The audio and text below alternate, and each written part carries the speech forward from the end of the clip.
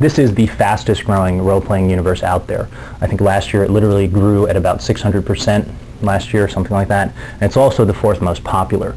Now that includes things like Warhammer and all the other ones, Dungeons and Dragons, all that other sort of stuff. They just decided that, you know, hey, we've got this property, we want to try our hand at the software piece. And you know, from that standpoint, literally the thinking that went on over here was, you know, we have this gameplay that we've proven that we know is fun. We have this technology.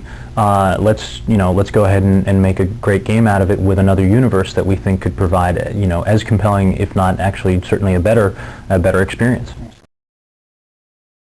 You guys remember the scene in the end of Aliens where Ripley gets into that big sort of construction bot with these two pincer-like hands, and she tries to, you know, fight off that the main mother alien. Basically, that was what the first Heavy Gear was.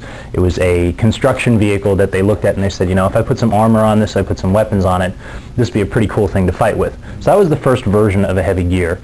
First used in the War of Alliance against the Earth forces, and they repelled Earth. And now, since that time, it brings us up to like the 61st century or something like that, 6132. Since that time, in the 61st century, Terra Nova has developed its own society, its own cultures, its own traditions. It's basically been broken out between the North and the South. North being a little bit more of the free sort of religious society, and the South being more of a militaristic sort of regimented type society. And the place where we're set in our game is the tensions between the North and the South are threatening to break out into some sort of civil war. We have not up to this point been Pentium optimized, believe it or not. So we're actually Pentium optimizing all of our renderer calls, all of our transforms, and that's something as my background's as a programmer, so of course this part's the part for me that's like but that should mean that we can get more geometry on screen. It should mean we can make it look more realistic.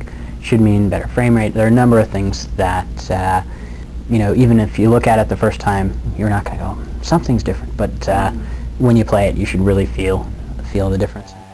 For this new engine, we're now working with a full rolling terrain system. We have a terrain mesh with texture maps, and it's amazing how much it impacts gameplay, because you're firing at people and as they're running towards you, going up and down, they're actually able to utilize the terrain tactically, which introduces that new element to the game. And of course, just visually, it looks that much more realistic.